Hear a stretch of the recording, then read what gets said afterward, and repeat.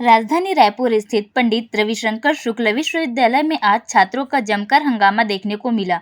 NSUI के छात्रों ने अपूर्ण पाठ्यक्रम और शिक्षकों की कमी के कारण सेमेस्टर परीक्षा की तिथि बढ़ाने की मांग करते हुए विश्वविद्यालय प्रशासन और कुलपति के खिलाफ नारेबाजी की।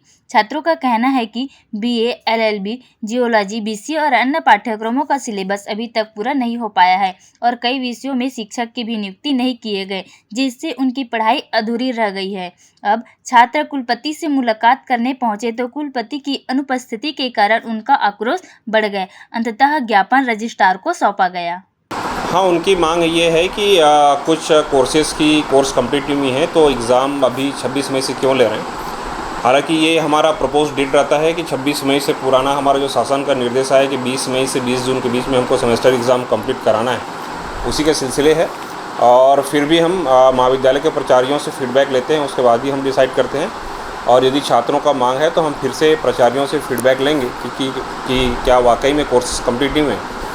तो यदि नहीं हुए होंगे तो प्राचार्यों को निर्देश दिया जाएगा कि आप अपने तय समय पे कोर्स कंप्लीट कराएं। उसके लिए बच्चों को एक्स्ट्रा क्लास यदि देने की ज़रूरत पड़ती है तो फिर एक्स्ट्रा क्लासेस के लिए बच्चों को बुलाएं और एग्ज़ाम्स के पहले एटलीस्ट 10 डेज़ से 15 डेज़ पहले सारे कोर्सेज कंप्लीट हो जाने चाहिए। क्या अगर कोर्स पूरा नहीं हो पाता तो एग्ज़ाम डेट आगे बढ़ेगी? नहीं, कोर्स तो जनरली जो कोर्सेज होती हैं वो एक्स्ट्रा क्लासेस लेके पूरी कराई जाती हैं। यदि किसी कारणवश से यदि किसी कॉलेज का यदि पर्टिकुलर किसी कॉलेज का होगा तब हम कोशिश करेंगे कि यदि 90% से अबव यदि कोर्सेज कंप्लीट हो चुके हैं तो वो पूरा माना जाता है।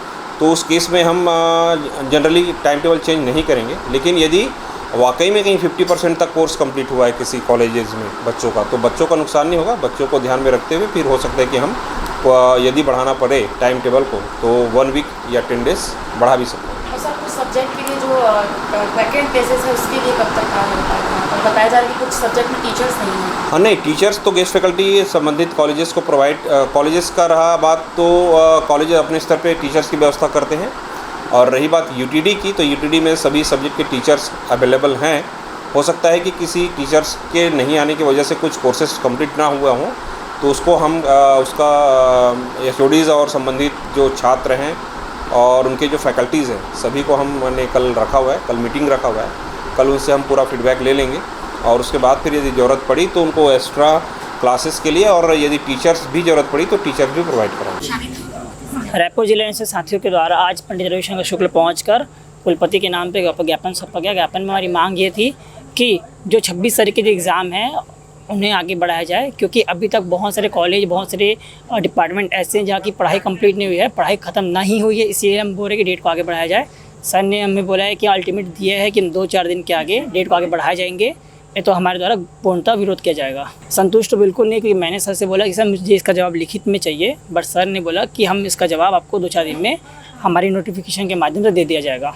बीए एलएलबी में एक पॉलिटिकल साइंस का सब्जेक्ट है जहाँ पे लगभग 1 साल से टीचर्स नहीं है और एनईपी 2020 के तहत ये है कि अब कोई एक टीचर जो कहीं और पढ़ा रहा है वो यहाँ के नहीं पढ़ा सकता। 1 साल से पद खाली होने के बावजूद, बच्चों से मोटी फीस लेने के बावजूद अभी तक वहाँ पे शिक्षक नहीं है, जिससे बच्चों में पढ़ाई की बहुत सारी प्रॉब्लम्स आती है।